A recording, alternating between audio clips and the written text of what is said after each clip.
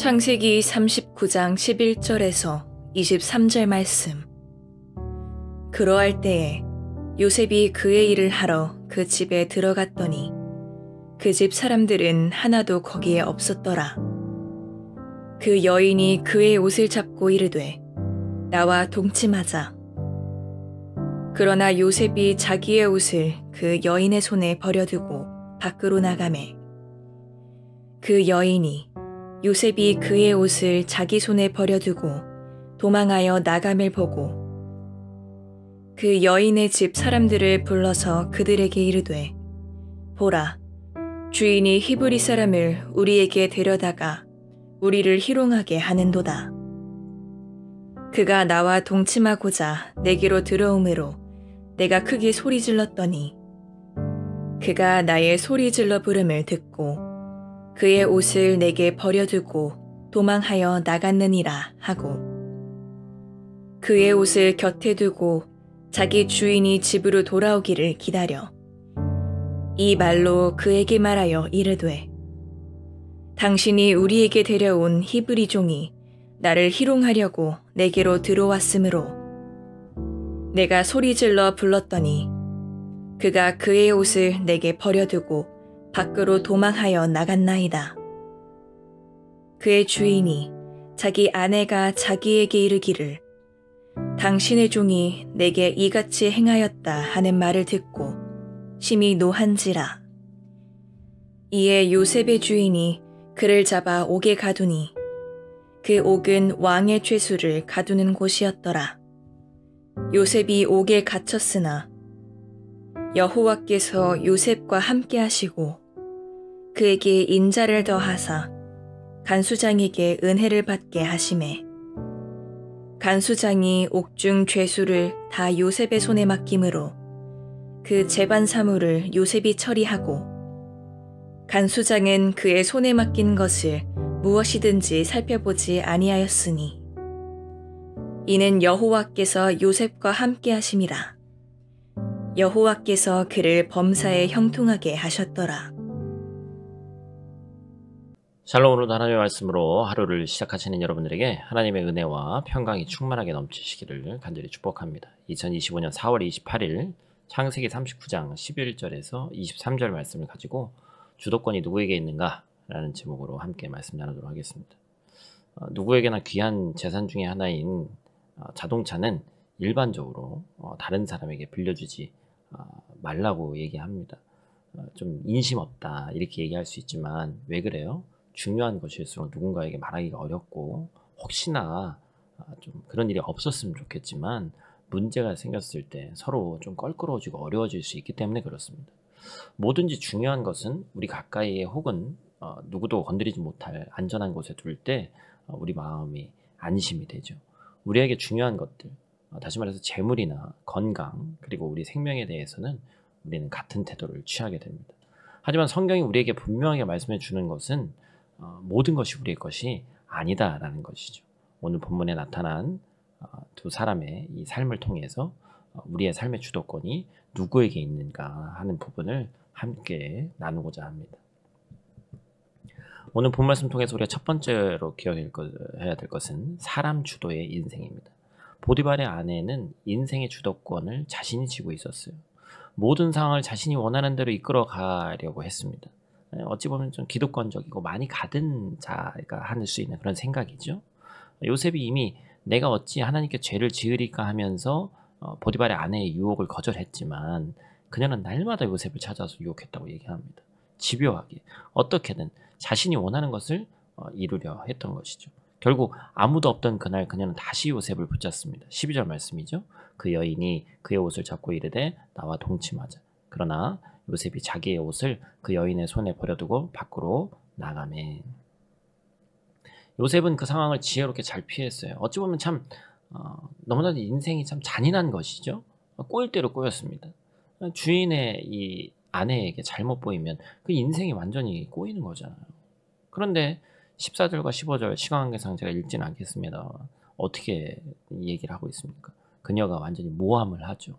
결국에 요셉이 자기를 겁탈하려고 했다. 결국에 소리를 질러서 부름받은 다른 종들이 와서 이제 요셉이 잡히는 장면이 나옵니다. 그녀는 곧장 남편 보디발에게 가지 않았습니다. 먼저 종들을 불러서 거짓 이야기를 전하는데 세번역 성경은 이렇게 말합니다. 이것 좀 봐라. 주인이 우리를 웃음거리로 만들려고 이 히브리 녀석을 데려다 놓았구나. 얼마나 이 말 속에 반성은커녕 얼마나 이 참 사악한 여자예요. 자신의 책임을 덮기 위해서 서둘러 상황을 조작하는 것이죠. 조금 전까지 요셉을 유혹하던 그녀의 모습은 사라지고 이제는 요셉을 모함하는데 몰두하고 있습니다. 심지어 나중에 보디발에게는 종들에게 했던 말과는 뉘앙스를 달리해서 철저히 자신의 입장에서 자신의 감정을 지키기 위해서 말과 태도를 바꾸는 것이죠. 여러분, 결론적으로 요셉은 어디 갔죠? 감옥에 갔습니다.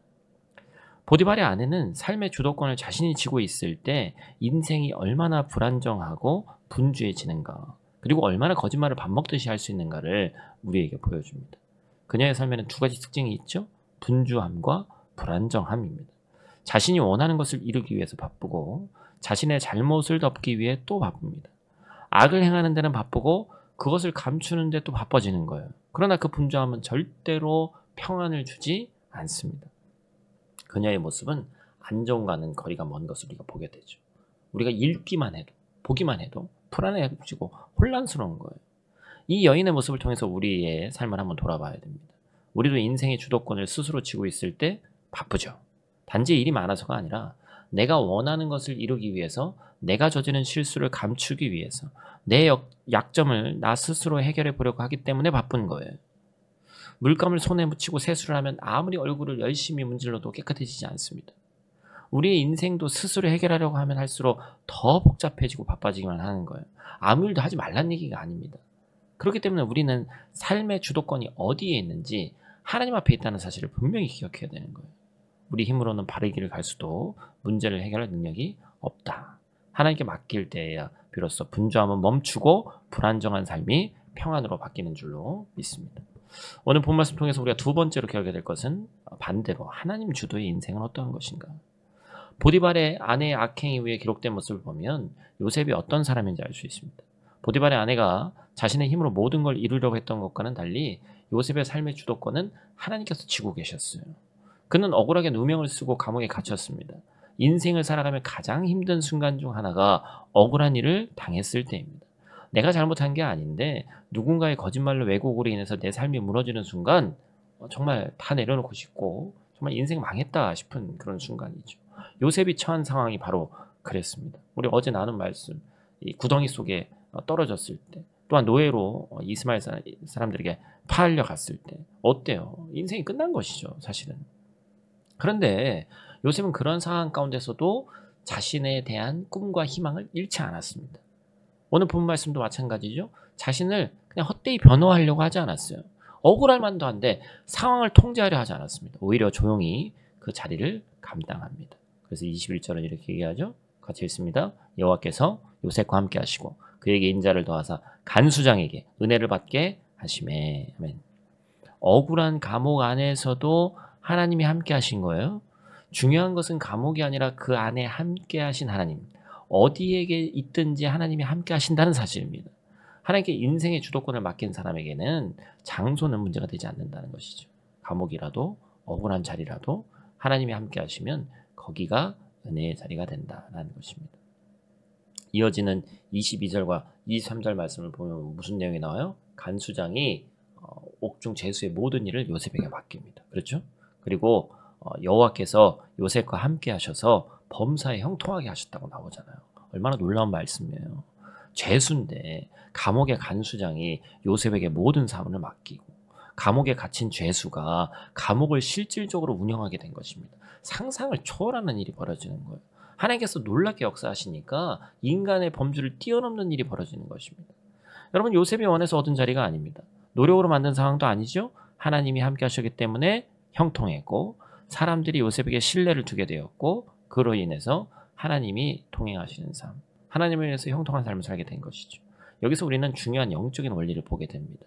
삶의 주도권이 하나님께 있을 때 환경은 우리를 묶을 수 없다는 것이죠. 억울한 상황조차도 하나님은 형통의 자리로 바꾸시는 줄 믿습니다. 요셉은 자신의 억울함을 풀기 위해서 분주하게 움직이면서 돌아다니지 않았습니다. 상황을 조작하거나 사람을 설득하거나 힘쓰지 않았습니다.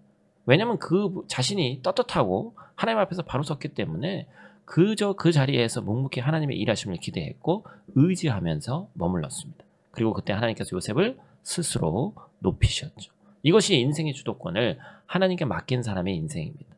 사람은 실수하고 판단이 흐려지고 감정에 휘둘리지만 하나님은 완전하신 계획과 때에 따라서 우리의 삶을 인도하신다라는 것이죠. 지금 우리의 삶의 자리가 감옥과 같을 수도 있습니다. 이해되지 않은 상황, 억울한 환경, 불편한 관계 안에 있을 수도 있습니다. 내가 생각한 것보다 더 지체되고 늦어질 때가 있습니다. 그러나 중요한 건 그 힘든 그 자리에 누가 함께 계시는가예요.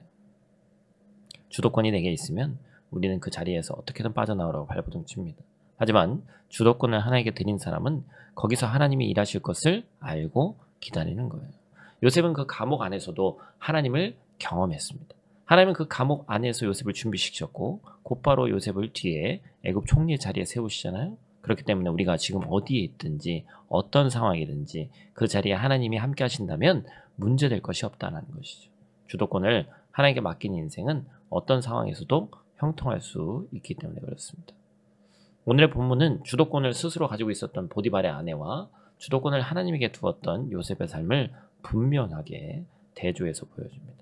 우리가 삶의 주도권을 가지고 있다면 우리의 삶은 이유 없이 분주하고 불안정할 수밖에 없습니다. 우리의 삶의 주도권을 하나님께 내어드린다면 우리는 하나님께서 주시는 참 평안을 누릴 수가 있습니다. 오늘 우리의 삶이 누구와 더 가깝습니까? 요셉처럼 우리는 주도권을 완전히 하나님께 내어드리는 자가 돼야 합니다. 그때 하늘로부터 오는 참 평안을 우리가 온전히 누릴 수 있다는 것이죠. 하나님께서 우리의 인생을 이끌어 가실 때 감옥도 형통의 자리가 되고 힘들고 어려운 자리와 그 상황도 하나님께서 일하시는 큰 무대가 될 줄로 믿습니다. 모든 성도가 매일의 삶 속에서 그 놀라운 은혜를 특별히 오늘 이번 한 주 경험하시기를 간절히 축복합니다. 우리 다 같이 있는 자리에서 기도하고 마치도록 하겠습니다. 사랑과 은혜가 풍성하신 아버지 하나님, 오늘도 저희를 아침 이 자리로 예배 자리로 불러주시고 말씀 앞에 나가게 하시니 감사를 드립니다. 저희는 자주 인생의 주도권을 스스로 쥐고 분주하고 불안정한 삶을 살았음을 고백합니다. 우리의 욕심과 두려움 때문에 허둥지둥대며 살아왔던 지난 날을 회개합니다. 오늘 우리의 삶의 모든 영역에서 주도권을 온전히 하나님께 내어드리기를 원합니다. 어려운 상황 속에서도 함께 하시는 하나님을 바라보게 하시고 억울하고 답답한 상황 속에서도 주님께서 이루실 선하신 뜻을 신뢰하게 도와 주시옵소서. 하나님 아버지, 오늘 하루도 우리의 삶을 친히 인도해 주시기 원합니다. 어디에 있든지 하나님이 함께 하시는 자리에서 참된 형통과 평안을 누리게 하여 주시옵소서. 모든 성도의 가정과 일터 위에 또한 학업과 또한 사업장 위에 은혜와 평강을 오늘 하루 크게 더해 주시고 삶의 모든 순간마다 주님의 함께 하심이 깊이 경험될 수 있도록 하나님 도와 주시옵소서. 감사를 드리며 우리 주인 되신 예수님 귀하신 이름으로 기도드립니다. 아멘.